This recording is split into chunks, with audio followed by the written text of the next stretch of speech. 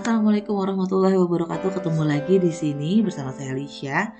Saya akan bercerita tentang pengalaman saya menjadi pejuang garis biru. Sebelum saya lanjutkan video part 3 ini, sekali lagi saya mau mengingatkan bahwa ini adalah pengalaman pribadi saya dan setiap orang bisa jadi punya pengalaman yang berbeda-beda dalam mendapatkan atau misalnya memelihara saluran reproduksinya. Kemudian jika ada pertanyaan, teman-teman bisa melanjutkan pertanyaan tersebut kepada orang yang lebih berkompeten. Dalam hal ini adalah dokter atau ahli kandungan. Jadi ini adalah pengalaman saya sebagai pasien yang mendapatkan treatment tersebut. Oke, kita lanjut ya, ini part 3. Cerita saya tentang apa treatmentnya setelah saya ketahuan antibodinya tinggi dan suami mengalami varikokel. Pertama suami dulu dibenerin. Dari rumah sakit klinik Jasmine di RSCM, suami saya dirujuk untuk mendatangi urologi, bagian urologi. Dokternya namanya urologis. Nah, untuk apa? Untuk periksa kenapa varikokelnya membesar sehingga saluran spermanya itu terhalang dan jumlah spermanya yang hidup, yang sempurna itu kurang.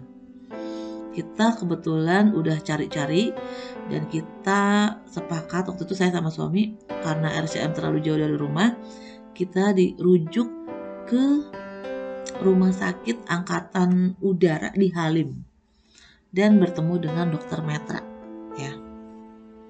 Dokternya sangat ramah gitu ya, baik banget ya. Nah di sana terus kita dikasih tahu nih, Bapak ngerokok Pak? Enggak, suami saya nggak ngerokok. Bapak kerja berat? Enggak juga, kebanyakan duduk, malah kerjanya duduk aja. Atau banyak, akhirnya oh iya mungkin bisa jadi kebanyakan duduk. Jadi itu panas gitu ya salurannya, terus dia menghalangi. Jadi harusnya jumlah sperma yang hidup dengan sempurna itu banyak, karena panas jadi terhalangi dan mati gitu. Apa treatmentnya? Treatmentnya adalah operasi. Tapi teman-teman gak usah khawatir, operasinya itu gak terlalu mahal waktu itu ya, gak tahu deh sekarang. Gak terlalu mahal dan gak lama. Jadi 1 hari selesai. 1 hari selesai boleh pulang atau mau nginep. Jadi waktu itu kita memutuskan untuk nginep dulu aja 1 hari, 1 malamnya di rumah sakit. Dan ternyata banyak loh ibaratnya apa ya, orang yang mengalami hal yang sama. Jadi varikokel atau apa pembesaran pembuluh vena apa gimana gitu ya, sehingga panas gitu loh. Jadi banyak yang jumlah spermanya tuh nggak sesuai. Akhirnya dioperasi, walaupun dioperasinya cuma 1 hari, tetap itu bius ya. Dibius dari belakang tuh sumsum tuh disuntik tuh ya, dia jadi nggak total sih, setengah aja. Udah ada tindakan dari dokter itu, kalau nggak salah siang-siang deh, habis Jumatan gitu ya, kita operasi. Saya temenin, nginep semalam, Sabtu pulang ya. Jumat ditindak, Sabtu pulang. Nah udah tuh ya, udah. Tapi terus ada treatment gitu ya. Kita nggak sekali doang tuh ke rumah sakit angkatan udara itu ya, beberapa kali ya, karena konsultasi dan segala macam. Suami udah, nah sekarang giliran saya. Datang lagi nih ke dokter Muharram.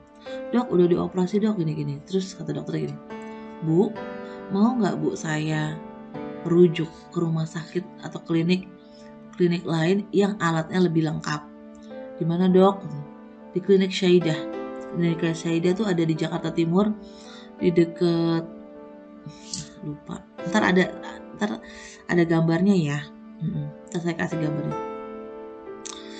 Di situ gitu ya, di deket lupa, klinik Syaidah pokoknya di Jakarta Timur, deket Kalimalang kesono tuh, dalam tuh, bukan Kalimalang sih, ada pasar Gembrong lurus itu loh ya, pokoknya di situ.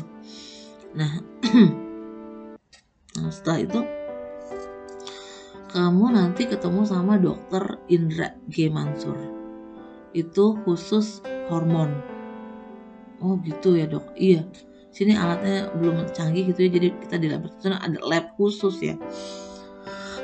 Akhirnya kita pulang dan kita mulai menghubungi klinik Syaida, bikin janji mau ketemu dengan setumpuk status ya, hasil-hasil yang udah diperoleh, terus kita datang di hari Sabtu. Ya emang bisanya kan berobatnya di hari Sabtu karena hari-hari yang lain kan kerja. Itu waktu itu saya masih akhirnya kerja lagi, cuman kuat 6 bulan gitu di rumah ya, nggak tahan, bosan mau ngapain gitu ya, nonton Korea mulu gitu, beres-beres, bosan.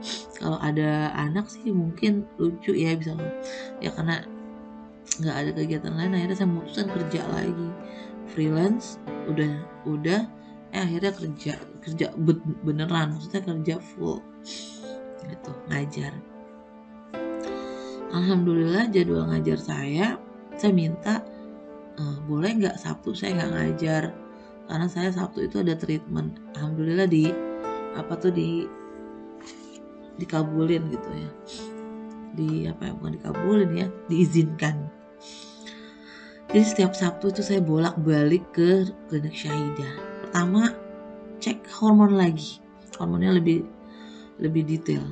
Ketahuan akhirnya bahwa memang antibodi saya tinggi. Tapi itu juga jenisnya macam-macam ya, antibodi orang tuh jenisnya macam-macam.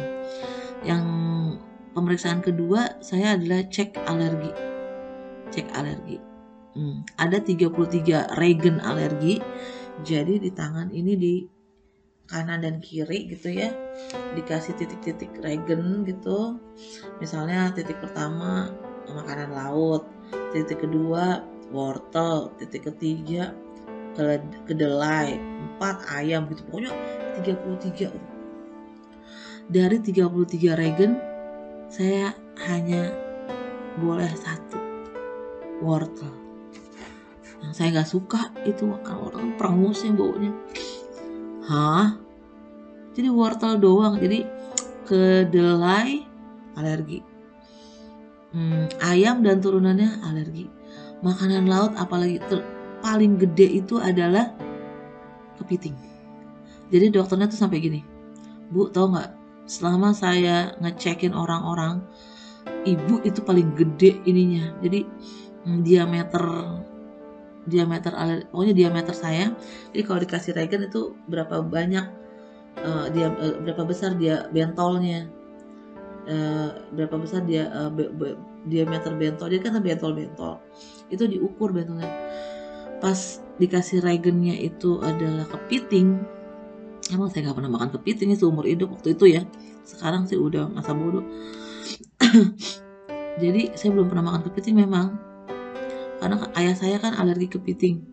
Jadi saya udah dikasih tahu, kamu tuh sama ayah darahnya, kamu pasti ini gitu ya. Hampir semua alergi yang ada di ayah tuh di saya juga ada. Akhirnya pas dicek, waduh, diameter bentolnya itu 3 cm. Jadi kan segini ya, itu paling gede. Itu si dokternya sampai ngomong gitu, selama saya berkarir nih Bu ya, ibu 3 cm ini yang paling gede yang saya pernah lihat. Ini berat banget, jadi nggak, benar-benar dijauhi kepiting gitu. Jadi dari 33 regen saya cuma bisa makan 1, yaitu wortel. Makan apaan pakai wortel ya? Bakwan nggak bisa. Kenapa? Ada tepung nggak boleh, tepung gandum nggak boleh ya, itu saya juga alergi.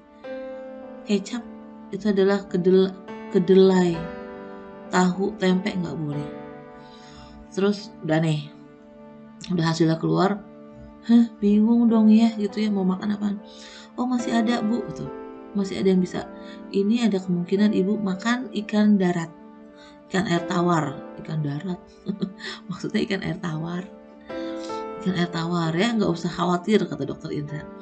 Ada ikan mujair, ikan mas, ikan nila, tuh itu aja yang dimakan. Terus apalagi dok, saya kan suka roti, ya nggak boleh kan tepung, harusnya makan tepung beras, cucur ya, yang kue-kue kayak gitu tuh makan. Terus apalagi ya, telur nggak boleh ya, karena ayam dan turunannya pokoknya banyak banget. Nah, dari makanan itu kenapa harus agak keras? Itu 30% pengaruhnya terhadap antibodi kita, terhadap tubuh kita 30%. Oke. Baik teman-teman, kita akan lanjutkan di part 4 ya. Apa setelah itu yang saya lakukan supaya antibodi saya normal. Sampai di sini dulu. Terus pantengin, stay tune di channel ini, di cerita ini. Sampai ketemu lagi. Assalamualaikum.